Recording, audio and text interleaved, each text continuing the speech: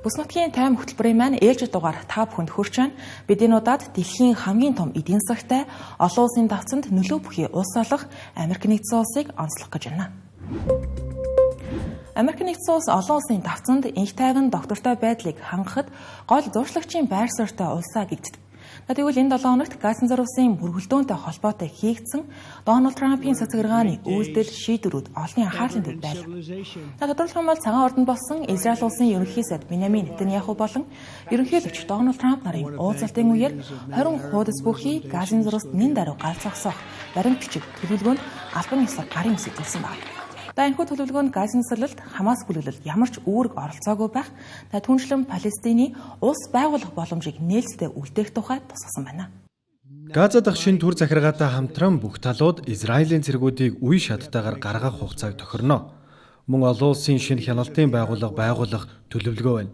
Үүнийг инхийн зөвлөл гэж нэрлэнэ. Энэхүү зөвлөлийг би сайн дураар биш гэлээ удирдах, хянаж ажиллахаар болсон. Арабын ертөнцийн удирдагчид Израиль болон бусад оролцогч талууд үүнийг дэмжиж байгаа. Зөвлөлд бусад орны нэр хүндтэй удирдагчдыг оруулна. Тэдний дунд Их Британий ерөнхий сайд асан Тони Блэр зөвлөлийн гишүүнээр ажиллах сонирхлоо илэрхийлсэн. Мөн Израиль, Катар, Америк нэгдсэн улсын хооронд 3 талд албан ёсны механизм байгуулж харилцан аюулгүй байдлыг бэхжүүлэх яриа хэлэлцээрийг эхлүүлэхээр тохиролцсон.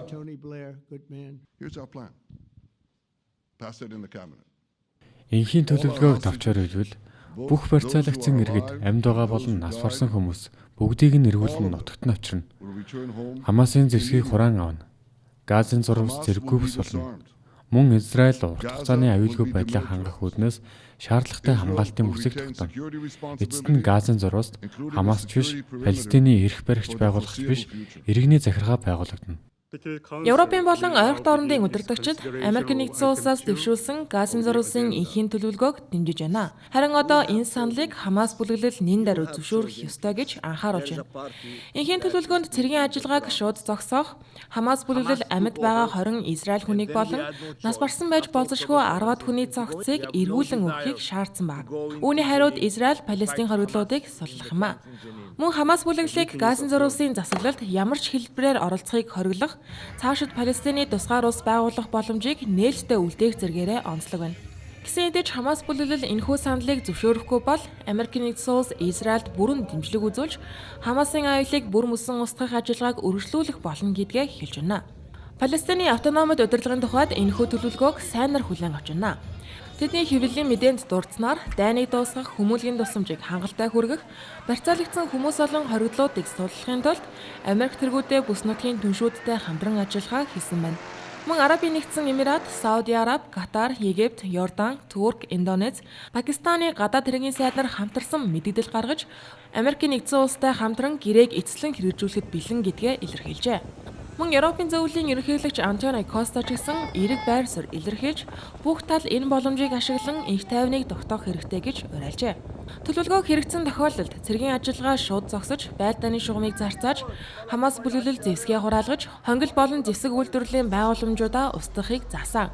Мөн төлөвлөгөө хэрэгцсэн даруйд Газан зурвас руу бүрэн хэмжээний хүмүүлийн тусламж нэвтрүүлэхийг амлаж байгаа. Цаашлаад Газын төр засаглалыг нам бус мэргэжилтнүүдийн хороо удирдах, инхийн зөвлөл хэмээх олон улсын байгууллага хяналт тавина гэж заасан. Энэхүү зөвлөлийг ерөнхийлөгч Дональд Трамп өөрийн биеэр толгойлгож, мөн төлөвлөгөөнд Израиль Газан зурвасыг эзлэхгүй цэргээ үе шаттайгаар татна гэж заасан байна. Түүнчлэн өмнөхөөсөө ялгаатай нь Палестинчуудыг газар нутгаас нөхөөн зайлуулахгүй, харин Газан зурвасын ирээдүйг хамтдаа бүтээх боломж олгоно гэжээ. Хамас бүлэглэлийн тухайд Израилийн цэргүүдийг Газан зурвасаас бүр мөсөн гаргах, Палестинчуудын эрх ашигыг хамгаалах гэсэн үндсэн хоёр шаардлагатай байгаа бөгөөд зэвсгээс татгалзах асуудал зөвхөн 1967 оны хил дээр үндэслэсэн тусгаар улсыг байгуулах улс төрийн шийдлийн хүрээнд л яригдана гэж үзэж байгаа юм. Тиймээс байр сууриа өөрчлөх хэсэг нь одоо ч хэрэгцээтэй, тэдний хариу үйлдэлийг бүх оролцогч зуурчлагч талууд анхааралтай хүлээж байгаа юм а. Ерөнхийлөгч Дональд Трамп энэ 7 хоногт Катар улсад НАТОгийн 5 дугаар зөвлөлтөд төстэй нөхцөл бүхий аюулгүй байдлын баталгаа олгох тухай захирамжид гарын үсэг зурсан байна. Энэ бол Америк болон Арабын улс орнуудын хооронд урьд өмнө байгаагүй аюулгүй байдлын гэрээ байна. Тодорхойлох юм бол захирамжид дурдсанаар Катарын эсрэг хийгдсэн альваа зэвсэгт хардлагыг Америк нэгдсэн улс өөрсдийнх нь улс орны инх тайван аюулгүй байдалд занал хийсэн хэрэг гэж үзэж, үүнд зохих хариу арга хэмжээг авч хариу үйлдэл хийнэ гэсэн байна юм а. Ерөнхийлөгч Дональд Трамп болон Израилийн ерөнхий сайд Биньямин Нетаньяху нар манай улсын аюулгүй байдлын баталгааны амлалт өгсөн. Америк нэгдсэн улсын ерөнхийлөгчийн баталгаатайгаар Катар дахин хизээч довтолгоонд өртөхгүй гэж байгаа нь чухал юм. Бид авсан аюулгүй байдлын баталгаандаа сэтгэл хангалуун байна. Израилийн бид рүү халтсан явдлыг зүгээр өнгөрөх хэсгээс үл хамааран бидний гол зорилго бол ийм зүйл дахин давтагдахгүй байх явдал юм а. Өнгөрсөн сарын ихээр Израиль улс Хамас бүлэглэлийг онилох нэрийдлээр Катар улс руу агаараар довтолсон нь Газан зурвасын дайныг шийдвэрлэхэд чухал зууршлагч улсын аюулгүй байдалд халтсан хэрэг болж олон улсын шүүмжлэлийг дагуулсан. Тэгвэл НАТО буюу Өмнөд Атлантын эзлийн дүрмд гишүүн улс руу халдвал бүх гишүүн рүү халдсан гэж үзэж цэргийн хүч хүртэл ашиглан хамгаалах үүрэгтэй. Харин Катар улс нь НАТОгийн гишүүн улс биш ч гэлээ Дональд Трампын шийдвэр Катар улсыг НАТОгийн эсрэлтэй адил статустай болгож байгаа хэрэг юм. 2022 онд Жо Байдены цагаараа Катар улсыг НАТОгийн гадуурх гол холбоотон улс гэж нэрлсэн бол Дональд Трампын энэ удаагийн зарлиг үүнийг нэг шат ахиулж Катарыг халдвад өртвөл Америк нэгдсэн улсын аюулгүй байдалд занал хийлж буйтай адилхан үзэж байгаа явдал юм. Гэхдээ энэ нь Сенатын баталсан гэрээ биш. Зөвхөн ерөнхийлөгчийн гүйцэтгэх зарилгаар хэрэгжиж байгаа учраас ирээдүйн Америк нэгдсэн улсын ерөнхийлөгч нар заавал дагах албагүй юм а. Америк нэгдсэн улсын үндсэн хуулиар олон улсын гэрээ байгуулах эрх Сенатад харьяалагддаг ч гэлээ Дональд Трамп үүнийг дангаараа хийж байгаа нь хууль эрх зүйн хүрээнд маргаан дагуулж байна. Энэхүү аюулгүй байдлын баталгаа нь геополитикийн зөрчил маргаан ихтэй бүс нутагтай холбогдож байгаа нь бас нэгэн эрсдэл болж болзошгүй байна. Катар улс нь байнгын бүс нутгийн мөргөлдөөнд татагддаг улс гэж хэлж болно. 2017 онд Катар улс дипломат хямралд орж бүс нутгийн томоохон улс орнууд Катар улсыг терроризмыг дэмжсэн гэж буруутган харилцаагаа дасаж байсан удаа бий. Гэсэн хэдий ч өнгөрсөн хугацаанд Катар улс Америк нэгдсэн улсын альч намын удирдлагатай холбоогоо хадгалж ирсэн юм а. Өнөөдөр ерөнхийлөгч Дональд Трамп Америк нэгдсэн улс хар тамхины картелуудын эсрэг дайн зарласан тухай мэдээллээ. Энэ шийдвэр нь ерөнхийлөгчийн дайны онцгой эрх мэдлийг ашигласан хэрэг болж байгаа. Түүний үзэж байгаагаар Америк нэгдсэн улс руу хар тамхи нэвтрүүлэх нь зэвсэгт хадлагатай адил аюулт бол цэргийн хүчээр дасан зогсоох шаардлагатай гэж үзсэн байгаа юм а. Ерөнхийлөгч Дональд Трампын Конгресс дэлгээс мэдээлэл түүний цагаараа хар тамхины картелуудын эсрэг дайн зарласан болохыг хэлсэн байна. Энэхүү санамж бичгийг Associated Press агентлаг болон New York Times сонин мэдээлж байна. Өнгөрсөн сард Америк нэгдсэн улсын Арам Карибын тэнгист хар тамхи тээвэрлэж байсан гэж сэжиглэн 3 завийг бөмбөгдөж 17 хүн амнасаа олсон юм а. Хүний эрхийн байгууллагууд болон олон улсын эрх зүйн шинжээчид уг ажиллагааг Америк нэгдсэн улс болон олон улсын хуульд харж шүүхийн гадуурх цаазын ялтай адилгаж байна. Associated Press-ийн мэдээлснээр уг баримтад гадаадын нөхөрсөг орнууд эдгээр байгууллагатай тэмцэхийн тулд ихээхэн хүчин чармайлт гаргаж амь насны хохирол амссан ч одоо эдгээр бүлэглэлүүд улс дамнан өргөжж баруун бөмбөрцгийн бүхий л нутагт зохион байгуулалттай картелийн давталгааг хийж яана гэжээ. Иймээс ерөнхийлөгч Дональд Трамп тэдгээрийг зэвсэгт бүлэглэл гэж үзэж террорист байгууллага гэж ангилж тэдний үйл ажиллагааг Америк нэгдсэн улсад чиглэсэн халдлага гэж дүгнсэн байна. Өөрөөр хэлбэл Дональд Трампын цагаараа картелийг зөвхөн мөнгө олох зорилготой гэмт бүлэглэл биш, харин Америк нэгдсэн улсыг докторгүй болгохын тулд хар тамхи хил давуул нийлүүлдэг террористууд гэж дахин тодорхойлж байгаа хэрэг юм. Санамж бичигт яг ямар бүлэглэлүүдийг хэлсэн тодорхойгүй ч гэлээ Дональд Трампын цагаараа хэд хэдэн Латин Америкийн картелийг гадаадын террорист байгууллага гэж нэрлэж байсан удаа бий. Гэхдээ асуудал нь Америк нэгдсэн улсын үндсэн хуулиар цэрэг дайны ажиллагаа эхлүүлэх, дайн зарлах эрх зөвхөн Конгресс байдаг. Одоогийн байдлаар Карибын тэнгис болсон цэргийн ажиллагаанд хамаарх үйс Конгрессээс олгосон цэргийн хүч хэрэглэх зөвшөөрөл байхгүй байна. Гэвч Конгрессийн дээд олон доод танхимд аль алинд нь олонх болоод байгаа бүгд найрамдах намынхан Дональд Трампын шийдвэрийг дэмжиж байгаа гэдгээ илэрхийлжээ. Харин ардчилсан намынхан Конгрессийн зөвшөөрөлгүйгээр олон нийтэд мэдэгдэхгүйгээр хууль зүйн үндэслэл байхгүй байж дайн зарлаж цэргийн хүч хэрэглэж болохгүй гэж үзэж байна. Америк нэгдсэн улсын дотоодын улс төрийн орчинд баруун болон зүүнний урсгалын хоорондын хуваагдмал байдал гүнзгийрч байна. Мөн улс төрийн сэдэлтэд гэмт хэрэг хүчирхийлэлж гисэн газар авч байгаа. Бүгд найрамдах намын залуу улс төрч активистуудын төлөөлөл болох Чарли Киркийн алгын хэрэг олон нийтийн анхааралд одоо ч байгаа. Үүнтэй зэрэгцэн шинэ судалгаагаар Америкчуудын дунд улс орноо зөв чигт оруулахын тулд албадлаг хүч хэрэглэх явдал шаардлагатай байж магадгүй гэсэн үзэл бодол нэмэгдэж байгаа нь харагджээ. NPR PBS Marist-ийн хамтарсан судалгаагаар Америкчуудын 30% нь улс орноо зөв замд оруулахын тулд хүч хэрэглэх шаардлага гарч магадгүй гэж үзэж байна. Энэ нь өнгөрсөн жилийн 19%-аас 11%-ээр өссөн үзүүлэлт болж байна. Ялангуяа ардчилсан намын дэмжигчдийн дунд ийм байр суурь нэмэгдэж 18 сарын өмнө 12% байсан бол одоо 28% болж өсжээ. Бүгд найрамдагчдын дунд ч гэсэн 31% нь хүч хэрэглэх явдал зайлшгүй гарч магадгүй гэж үзнэ нь өмнөхөөс 3%-ээр өссөн байна. Би даагчдын дунд ч ийм үзэл бодол 18%-аас 25% болж өсжээ. Энэхүү хандлага нь улс төрийн зорилго сэдэлтэй хүчирхийлэл тэр дундаа өнгөрсөн сард консерватив идэвхтэн Чарли Киркийг буудаж хөнөөсөн хэрэг үйл явдлуудын дараа улам эрчимжжээ. Судалгаанд оролцогчдын 77% нь улс төрийн хүчирхийллийг томоохон аюул гэж үзсэн ч ардчилсан намын дэмжигчид жигсагчдыг харин бүгд найрамдагчид төрийн албан тушаалтнуудыг иймэрхүү хадлагад илүү үр төмтгий гэж харж байна. Судалгаанд хамрагдсан 1400 гаруй хүний дийлэнх нь Америкийг буруу чиглэлд явж байгаа гэж үзснээс гадна 79% нь Америкт үг хэлэх эрхчлөлөө хэтэрхий ихээр хязгаарлаж байна гэж дүгнжээ. Энэ байр суурь нам харгалзахгүй байна. Ардчилсан намынхны хувьд 88%, бүгд найрамдагчдын хувьд 64%, би даагчдын хувьд 86% нь санал нийлжээ. Санал асуулга өөр олон өргөн хүрээний асуудлыг хамарсан. Тухайлбал үндэсний гвардийг гэмт хэрэгтэй тэмцэхэд ашиглах хэсэгтэр иргэдийн байр суурийг тодруулах үед бүгд найрамдагчдын ихэнх нь дэмжиж байгаа бол ардчилсан болон би даагчид эсэргүүцэж байна.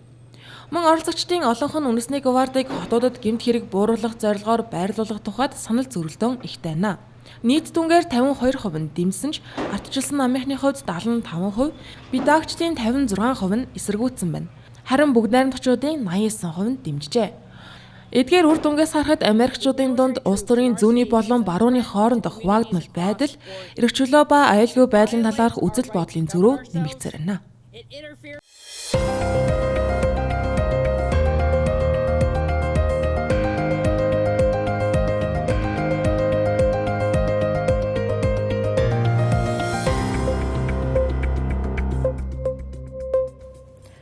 Америкийн нэгдсэн улсын дэлхийд дотоодын нийт бүтээгдэхүүнээрээ буюу эдийн засгийн хэмжээгээр тэргүүлдэг. Тэгвэл энэ 7 хоногт Америкийн нэгдсэн улсын засгийн газар албан ёсоор лав гарагийн үр дундаас эхлэн үйл ажиллагаанд зогссон байна. Учир нь Конгресс холбооны санхүүжилтийг сунгах талаар тохиролцоонд хүрч чадаагүй. Энэ бол Дональд Трампын анхны бүрэн эрхийн хугацаанд буюу 2018 онд болсон түүхэндээ хамгийн урт буюу 34 хоног засгийн газрын үйл ажиллагаа саазнаас хойших анхны тохиолдол болж байгаа. Тэгвэл яагаад засгийн газрын үйл ажиллагаа саадсан ямар асуудлууд төр бүгд найрамдах болон ардчилсан намынхан зөрчилдөж байгаа болохыг тодруулъя. Холбооны засгийн газрын төсвийн санхүүжилтийг батлах ажил 2026 оны завсрын сонгуулийн өмнөх улс төрийн өрсөлдөөний гол цэг болж хувираад байна. Ерөнхийлөгч Дональд Трампын бүгд найрамдах нам Конгрессийн хоёр танхимыг хоёуланг нь хяналтандаа байлгаж байгаа боловч Сенатын дүрмийн дагуу төсвийн хуулийг батлахын тулд 60 санал хэрэгтэй тул ардчилсан намын дэмжлэг шаардлагатай. Гэсэн хэдий ч Сенат сүүлийн мөчид бүгд найрамдагчдын санал болгосон хуулийн төслийг мөн ардчилсан намын хувилбарыг аль алиныг нь няцаасан байна. Хамгийн сүүлд 2018 онд ижил шалтгаанаар засгийн газрын үйл ажиллагаа саадсантай харьцуулахад энэ удаа ч гэсэн ялгаагүй тодорхой гарц харагдахгүй байна. Учир нь хоёр намын байр суурь үндсээр зөрчилдөж яриа хэлэлцээр мухардсан байдалтай байгаа юм а. Ардчилсан намын хувьд эрүүл мэндийн санхүүжилтийг сунгах, ялангуяа ерөнхийлөгч асан Барак Обамагийн үед батлагдсан эрүүл мэндийн даатгалын татаасыг үргэлжлүүлэхийг шаардаж байна. Уг татаас нь оны эцэст дуусах бөгөөд сунгахгүй бол иргэдийн эрүүл мэндийн даатгалын төлбөр огцом өсөх эрсдэлтэй байна. Харин бүгд найрамдагчдын хувьд богино хугацааны төр төсөв баталж одоогийн түвшинд санхүүжилтийг 11-р сарын 21-ний хүртэл сунгах санал гаргасан байна. Тэдний үзэж байгаагаар зөвхөн энэ аргаар засгийн газрын үйл ажиллагааг таслахгүй байлгаж дараа нь бодлогын асуудлыг яриа хэлэлцээгээр шийдвэрлэх ёстой гэж байна. Мягмар гарагийн орой болсон засгийн газрын үйл ажиллагаа саатахаас өмнөх сүүлийн санал хураалтанд ардчилсан намын 3 сенатор тодорхойлбол Пенсильвани мужийн сенатор Джон Фидерман, Мэн мужийн бидаагч Ангус Кинг, Невада мужийн сенатор Кортез Маста нар бүгд найрамдагчдын хуулийн төсөлд санал өгсөн байна. Гэхдээ энэ нь хангалтгүй хэвээр төсвийг баталгахад дор хаяж 5 ардчилсан сенаторын нэмэлт дэмжлэг хэрэгтэй. Одоогийн байдлаар ерөнхийлөгч Дональд Трампын засаг захиргаа ардчилсан нам давмгайлсан мужуудын хөрөнгө оруулалтыг зарцааж эхэлсэн байгаа нь ардчилсан намынханд шахалт үзүүлэх зорилготой байж магадгүй юм а. Нийтдээ 26 тэрбум $, хөрөнгө оруулалтыг зарцаах шийдвэр гаргасан дотор ардчилсан намын дэмжигчид хамгийн ихээр байдаг Нью-Йорк хотын нийтийн тээврийн томоохон төслүүдэд зориулагдсан $18 тэрбум, Калифорни болон Иллинойс зэрэг мужид хэрэгжиж байгаа ногоон эрчим хүчний $8 тэрбум төсөл багтаж байна. Засгийн газрын үйл ажиллагаа саацнаар 750 мянган гаруй холбооны ажилчид ажлаасаа чөлөөлөгдөж эсвэл цалингүй ажиллах болоод байгаа. Намын улсын чухал төсөл хөтөлбөрүүдийн санхүүжилт шийдвэрүүд гацна. Намын хөрөнгийн зах зээлд холбооны нөөцийн сангийн эдийн засгийн өсөлтийг дэмжих зорилготойгоор бодлогын хүүгээ бууруулна гэсэн хүлээлт үүсч томоохон индексүүд түүхэн үзүүлэлтүүдэд шинжилж байна.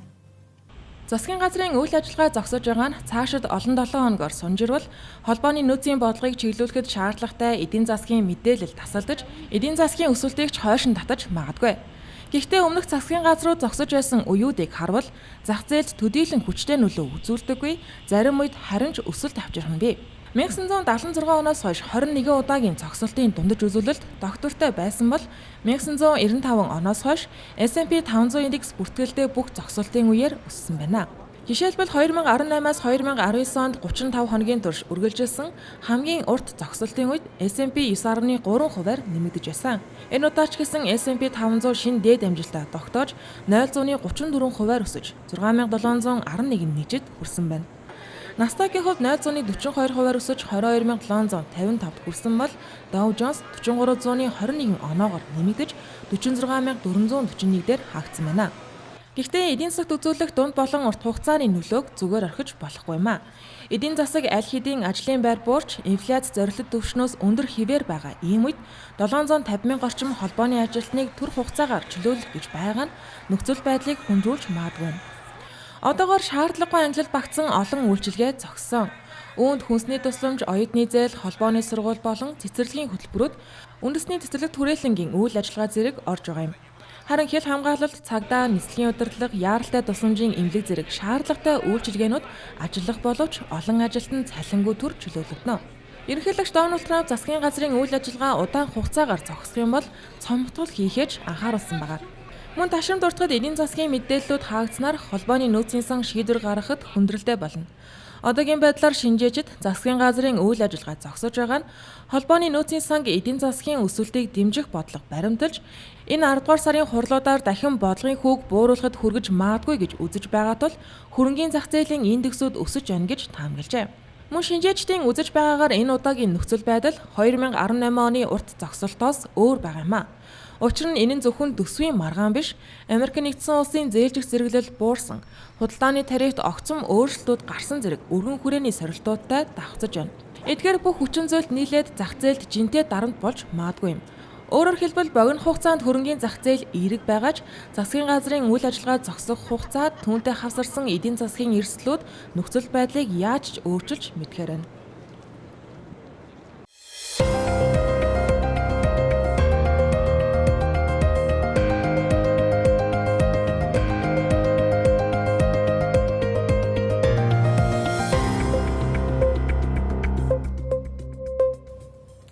Америк нэгдсэн улсын дэлхийд технологиор тэргүүлэгч технологийн гигантуудын оршдог улс байгаа.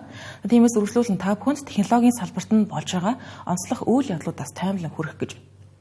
Тэгэхээр график карт үйлдвэрлэгч Nvidia дэлхийн анхны $4.5 их найд $1 зах зээлийн үнэлгээнд хүрсэн компани болсон байна. Хэмэл оюуны дэвсгэрэлтээс хамгийн их ашиг хийж байгаа энэхүү компанийн үнэлгээ ChatGPT-ийн нээлтээс хойш 11 дахин нугарсан байна. Дата төв хэмэл оюуны дэд бүтцийн бүтээн байгуулалт улам эрчимжиж байгаа нь Nvidia компанийн хувьцааны хаашинд эргээр нөлөөлж байгаа юм. Nvidia компани нэгж хувьцааны ханш он гарснаас хойш 40 гаруй хувиар өсч баасан гарагийн байдлаар $188 орчим дээр арилжаалагдж байна. Өнгөрсөн улирал орлого нь $4674 тэрбум болж өмнөх оны мөн үеэсээ даруй 56 хувиар өссөн байгаа юм. Тус компани улирлын орлогын тайлан байнга хүлээлтээс өндөр гарч хөрөнгө оруулагчдын итгэх итгэл улам зузаарсаар байгаа нь хэд хэдэн шалтгаантай. Энэ жилийн 2 дугаар улирлын тайланг 1-р улирлынхтай харьцуулахад $4 тэрбум буюу 1% буурсан байгаа юм. Энэ нь бүгд найрамдах ард улсын зах зээл рүү H20 чипийг борлуулахыг хориглосонтой холбоотой. Харин компани үүсгэн байгуулагч гүйцэтгэх захирал Jensen Huang ерөнхийлөгч Дональд Трамптай өнгөрсөн зун уулзахдаа Хятад улс руу H20 чипээ нийлүүлэхээр зөвшөөрсөн гэдэг мэдээлэл хөрөнгө оруулагчдын итгэлийг улам сэргээж байна. Энэ нь тус компанийн хувьд шинэ том зах зээл нээгдэж байна гэсэн үг. Дараагийнх нь тус компанийг тойрсон өндөр дүнтэй гэрээ хэлцлүүд хийгцээр байна. Тус компани хэдхэн хоногийн өмнө ChatGPT бүтээгч OpenAI-ийн Himalayan-ы дэд бүтцийн бүтээн байгуулалтанд $100 тэрбум хөрөнгө оруулалт зарласан. Энэхүү дэд бүтцэд 10 гигаватт эрчим хүч 4-5 сая GPU шаарддаг юм. Мөн салбарын гол өрсөлдөгч нарынхаа нэг болох Intel-д $5 тэрбум хөрөнгө оруулахаар болсон. Тус хоёр компани хамтран персонал компьютерийн чип бүтээх төсөл дээр ажиллах юм. Зарим их сурвалжуудын мэдээлж байгаагаар хоёр компани дундын төсөл хэдэн жилийн өмнөөс хэрэгжиж эхэлсэн байж. Үүнээс гадна олон улс дахь цар хүрээгээ улам тэлсээр байна. Nvidia Их Британд $15 тэрбум хөрөнгө оруулахаар болов. Үүний $2 тэрбум нь стартапын экосистемд оруулахаар болсон. Энэ бол ерөнхийлөгч Дональд Трамп тус улсад ажиллах үеэр зарлагдсан мэдээлэл юм. Америк нэгдсэн улсад төвтэй томоохон технологийн компаниуд нийтдээ $40 гаруй тэрбум хөрөнгийг Их Британи улсад оруулахаар болсон билээ. Түүнчлэн Хятадын Alibaba групптэй хамтран роботод зориулсан тооцоолох систем хөгжүүлэхээ зарласан. Nvidia-гийн дараагийн том зах зээл робот байна гэдгийг Jensen Huang нээлттэй мэдгдсээр байгаа юм. Энэ мэтчилэн тус компаниг тойрсон томоохон хөрөнгө оруулалт хамтын ажиллагааны мэдээллүүд ChatGPT-гээс хойш тасрахгүй байна. Урдудаан хугацаанд үргэлжилсэн яриа хэлэлцээний дараагаар эцэст нь TikTok-ыг Америк нэгдсэн улсад ажилуулах боломжийг олгох хэлэлцээрийг Дональд Трамп албан ёсоор баталж захирамжид гарын үсэг зурсан байна. Надад ерөнхийлөгч JD Vance-ийн мэдээлснээр TikTok компани Америк дахь үйл ажиллагааг $14 тэрбум үнэлж байгаа юм байна. Таман Дональд Трампын хэлснээр Хятад улсын дарга Ши Жинпинг энэхүү хэлэлцээрийг албан ёсоор зөвшөөрсөн гэж байгаа боловч Хятад төвтэй ByteDance компани төлөөлөгчд нь гарын үсэг зурах ажиллагаанд ороогүй. Замун компани зүгээс одоо хүртэл албан ёсны мэдээллийг хийгээгүй байгаа юм а. Энэхүү хэлэлцээр нь Америк нэгдсэн улсын үндэсний аюулгүй байдлын тухай хуулийн шаардлагыг хангаж байгаа гэлээ. Мөн хуульд Америк нэгдсэн улсын үндсэн шаардлага болох Хятадын ByteDance компани TikTok-ийн Америк нэгдсэн улс дахь үйл ажиллагааг худалдах эсвэл тус аппликейшнийг оронд нь хориглох заалтуудыг багтаасан байна. Шинэ тохиролцооны дагуу Америк нэгдсэн улсын бизнесийг шинэ хамтарсан компани удирдах бөгөөд ByteDance-ийн эзэмшил 20%-аас бага байх юм. Хэлэлцээрийн үрээнд Oracle, Silver Lake болон Abu Dhabi төвтэй MJX хөрөнгө оруулалтын сан Америк нэгдсэн улс дахь TikTok компани 45% орчим хувийг эзэмших бол ByteDance-ийн хөрөнгө оруулагчид болон шинэ хөрөнгө оруулагчид үлдсэн 35%-ийг нь эзэмших юм. ByteDance-ийн төлөөлөгчид гарын үсэг зурах ажиллагаанд оролцоогүй бөгөөд компани зүгээс албан ёсны мэдээлэл хараахан хийгээгүй байна. Харин ерөнхийлөгч Дональд Трампын хэлснээр Хятадын ерөнхийлөгч Ши Жинпинг хэлэлцээрийг зөвшөөрсөн гэж мэдээлсэн. Oracle шинэ компани аюулгүй байдлын ажиллагааг хариуцаж клауд үйлчилгээгээ үргэлжлүүлэн үзүүлэхээр тохирсон байгаа бөгөөд голлох үүрэгтэй байна гэж их сурвалжууд мэдээлж байна. ByteDance-ийн хөрөнгө оруулагчид болох General Atlantic, Sequoia зэрэг сангууд мөн шинэ компанид хөрөнгө оруулах төлөвтэй байна. ByteDance өнгөрсөн сард $330 тэрбум үнэлэгдсэн бол шинжээчид TikTok-ийн Америк нэгдсэн улс дахь үйл ажиллагааг 30-аас $35 тэрбум үнэлгээтэй гэж тооцож байсан ч эцсийн байдлаар энэхүү $15 тэрбум үнэлэгдсэн байна. Гэхдээ холбооны засгийн газар TikTok-ийн Америк нэгдсэн улс дахь үйл ажиллагаанд хөрөнгө оруулахгүй. Ерөнхийлөгч Дональд Трамп өнгөрсөн сард гарын үсэг зурсан захирамжаараа ByteDance-ийн TikTok-ыг худалдах хугацааг дахин сонгосон. Үүнгүүгээр үндэсний аюулгүй байдлын хуулийг 12 дугаар сарын 16-наас хэрэгжүүлэх ёстой байсан юм. Энэхүү хууль Apple, Google зэрэг аппликейшн дэлгүүрүүдийн операторууд болон интернет үйлчилгээ үзүүлэгчдийг TikTok-д үйлчилгээгээ үзүүлэхийг хориглох заалттай байсан. Америк нэгдсэн улс болон Хятадын албаныхан тохиролцооны хүрээг зарчмын хувьд зөвшөөрсөн ч хоёр улсын зохицуулах байгууллагуудын баталгаажуулалт шаардлагатай. Бүгд найрамдагтад ард улсын тал Ши Жинпингийн зөвшөөрлийг албан ёсоор баталгаажуулаагүй бөгөөд өнгөрсөн сард Мадрид хотноо болсон худалдааны хэлэлцээрийн үеэр TikTok-ийн талаар суур хүрээний зөвшөөрлөлт хүрсэн гэж мэдэгдснээс цааш шинэ мэдээлэл өгөөгүй байна. TikTok Америк нэгдсэн улсад 170 сая гаруй хэрэглэгчтэй бөгөөд хэлэлцээр хэрэгжснээр платформын Америк нэгдсэн улс дахь хэрэглээ хадгалагдах юм. Гэхдээ хэрэглэгчид Америк нэгдсэн улсад тусдаа шинэ TikTok аппликейшн татаж авах шаардлагатай эсэх мөн алгоритмыг хэн эцсийн байдлаар хянах нь тодорхойгүй байна. Зарим шинжээчид алгоритм нь Трампын холбоотнууд оролцож буй хөрөнгө оруулагчдын бүлэгт хяналттай байх нь ашиг сонирхлын зөрчил үүсгэж болцсошгүй гэж болгоомжилж байна. Wall Street-ийн түүхэнд хамгийн том худалдан авах хилцэл хийгдэх гэж байна. Тодорхойлох юм бол видео тоглоомын салбарын гол тоглогч нарын нэг болох EA буюу Electronic Arts-ыг Сауди Арабийн Public Investment Fund тэргүүтээ 3 хөрөнгө оруулалтын сан $55 тэрбум худалдан авч хаалттай компани болгохоор болсон байна. Electronic Arts нь NBA 2K, FIFA, Madden, NFL зэрэг олон алдартай тоглоомуудыг хөгжүүлэгч гэдгээрээ алдартай. Олон нийтэд нээлттэй компаниас хаалттай компани руу шилжих тохиолдол цөөнгүй байдаг ч энэ удаагийнх 55 тэрбум долларын хилцэл гэдгээрээ хамгийн өндөр дүнтэд тооцогдож байна. Хувьцаа эзэмшигч нараас нэг хувьцааг $210 худалдаа авч байгаамаа. Мэдээлэл цацагдсны дараачаар хувьцааны ханш даруй 20 гаруй хувиар өсч $201 орчим дээр хаагдаад байна. Энэхүү хилцэл Сауди Арабын Public Investment Fund, Silver Lake болон Affinity Partners гэсэн 3 хөрөнгө оруулалтын сан хамтран Electronic Arts-ыг хаалттай компани болгож байгаамаа. Өмнө 2007 онд TXU эрчим хүчний компанийг $45 тэрбум үнэлгээтэйгээр хаалттай компани болгож байсан удаатай. Electronic Arts-ийн хувьд 43 жилийн түүхтэй. Компани стратегийн хувьд 100% өөрсдөө тоглоом хөгжүүлэхээс илүү зах зээлд сайн явж байгаа тоглоомын оюуны өмч хөгжүүлэгч багийг нь худалдаа авч олон нийтэд борлуулдаг гэдгээр онцлогтой. Хөгжүүлсэн хамгийн алдартай тоглоомууд гэвэл NBA 2K, FIFA, Madden, NFL зэрэг спортын тоглоомуудаас гадна The Sims, Medal of Honor, Battlefield, Need for Speed гэсэн тоглоомуудыг нэрлэж олно. Энэ дундаас спортын тоглоомуудаараа зах зээлээ бараг дангаараа эзэгэнсэн гэж хэлж болно. Жил бүр FIFA, Madden, NFL тоглоом нь борлуулалтын жагсаалтыг тэргүүлдэг. Жишээлбэл 1993 оноос хойш FIFA 325 сая ширхэг борлуулагдсан бол The Sims 200 сая, Need for Speed 150 сая гаруй хувь борлогдсон байна. Видео тоглоомын салбар технологийн компаниуд хүч төрөн орж ирж байгаа нь тоглоомын дүрмийг өөрчилж байна. Microsoft, Xbox, Activision Blizzard-ыг эзэмшиж байгаа бол Apple Arcade-ыг хөгжүүлж Amazon Luna нэрээр өөрсдийн тоглоомын платформоо бий болгоод байгаа лээ. Энэ нь EA шиг зөвхөн тоглоомын бүтээж байдал дээр анхаардаг компанийн хувьд өөрчлөлтөнд дасан зохицох томоохон сорилт болж байна. Amazon компани шинэ бүтээгдэхүүнээ танилцууллаа. Энэ удаад Alexa-гийн шинэ дэвшилтэт хувилбар болон номын хорхоотнуудын хамгийн хайртай технологийн төхөөрөмжүүдийн нэг болох Kindle-ийн дараагийн загварыг танилцуулсан. Үүнээс гадна тус компани эзэмшдэг ухаалаг гэрийн технологи хөгжүүлэгч Ring шинэ бүтээгдэхүүнээ танилцуулжээ. Amazon хэмэл оюунд суурилсан Echo нэртэй чанга яригч байгаа шинэ загваруудад томоохон өөрчлөлт хийжээ. Мэдрэгчтэй дэлгэцтэй хувилбар нь 8 болон 11 инч гэсэн хоёр сонголттой. $180 эхлэн борлуулагдах ба Alexa хэмэл оюун илүү ухаалаг, илүү олон үйлдэл хийх чадвартай болжээ. Харин Echo Studio буюу дэлгэцгүй чанга яригчт нь 6 жилийн дараа дизайны томоохон шинжилэлт хийгдлээ. Хэмжээ нь өмнөхөөсөө 40 гаруй хувиар жижигэрсэн байна. Мөн Dolby Atmos дууны стандартыг нэвтрүүлжээ. Харин ном уншигчдын хамгийн хайртай технологийн төхөөрөмжүүдийн нэг болох Kindle Scribe-ийн 2 дугаар үеийн хувилбар танилцуулагдлаа. 3 хувилбартаагаар худалдаанд гарах бөгөөд эх оны эхнээс эхлэн борлуулагдах юм. Өмнөхөөсөө дэлгэц нь илүү томорч, илүү хөнгөн болсноос гадна 40 хувиар сайжирсан процессортой болжээ. Үүнээс гадна эх жилээс хэмэл оюун суурилсан функцүүд нэмэгдэх юм. Үүний хувьд $430 эхлэн борлуулагдана. Мөн Amazon-ы эзэмшдэг ухаалаг гэрийн хяналтын систем хөгжүүлэгч Blink болон Ring шинэ камеруудаа танилцууллаа. Blink-ийн шинэ камер $50 эхлэн зарагдах ба 2K хүртэл бичлэг хийх хүчин чадалтай болсон байна. Харин Ring-ийнх 4K хүртэл чанартай бичлэг хийхээс гадна 10x хүртэл зум хийдэг болсон байна. Мөн гэрэл багтаа орчинд ч өндөр чанартаагаар дүрс бичлэг авдаг болсон байна. Үүнээс гадна гэрийн ухаалаг хонхны дараачийн загваруудаа танилцуулсан юм а. Бид та бүхэнд бүс нутгийн тайван хөтөлбөрийн хүрээнд Америк нэгдсэн улс дахь улс төр нийгэм эдийн засаг технологийн салбарт болж байгаа онцлог үйл явдлуудаас хүргэлээ. Эх 7 хоногийн энэ өдөр Америк нэгдсэн улс энэ 7 хоногт сэдвээр эргүүлцгээе.